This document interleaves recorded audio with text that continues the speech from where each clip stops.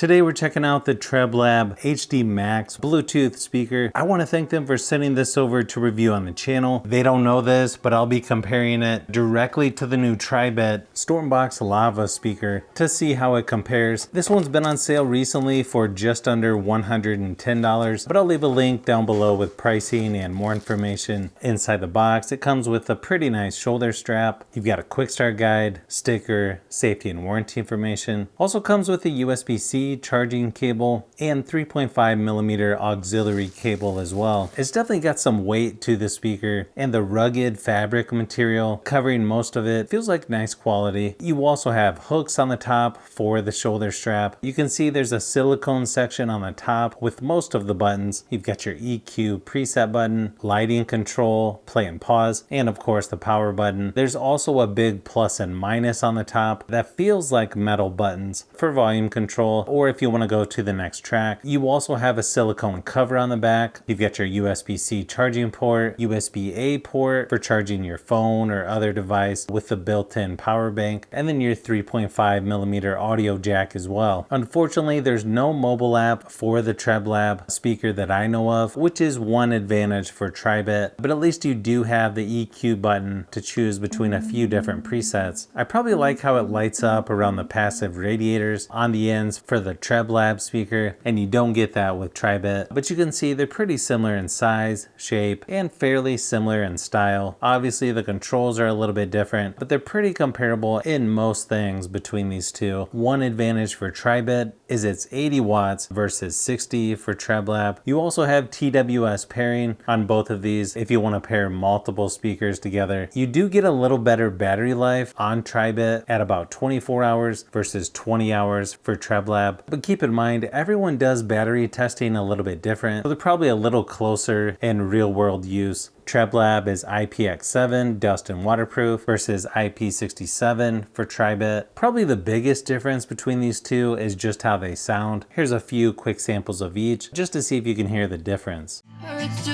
watch your blue eyes fade to gray as you fade away, as you fade away.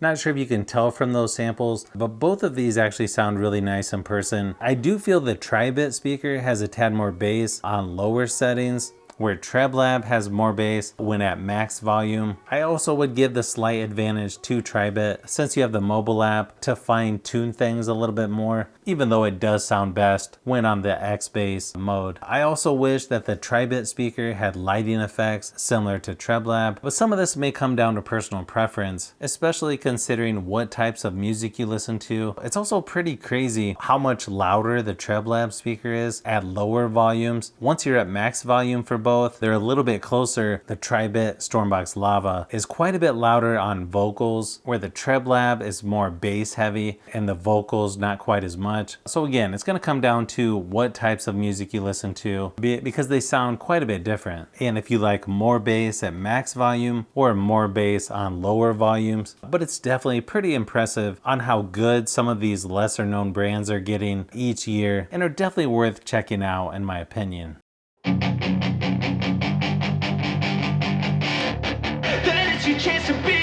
Hey kid, don't ever let them get inside your head. They'll tell you what to do in life instead of everything you know that you could get. Don't let them guide your life towards regret. I'll fight for what I love with every breath.